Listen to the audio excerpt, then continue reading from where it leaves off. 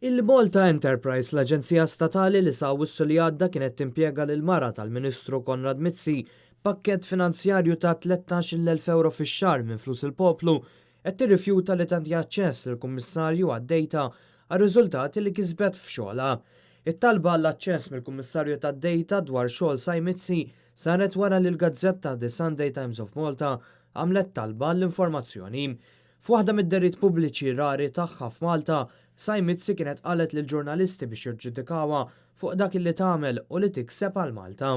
It's judged on me what I do for you. Dakinhar il-gvern b'tant pompa u ċerimonji kien ħabbar uffiċċju tal-kumpanija Huawei f'Malta illi ħaddem biss ftit nies u minn dakinhar ma semmix iżjed. Iżdissa li l-poplu Malti qed jitlob għar-riżultati li kisbet, il-Gvern Laburista qed jibqa' jaħbi l-informazzjoni dwar x'għamlet miċ-Ċina l-mara tal-Ministru bla portafoll Konrad Mizzi.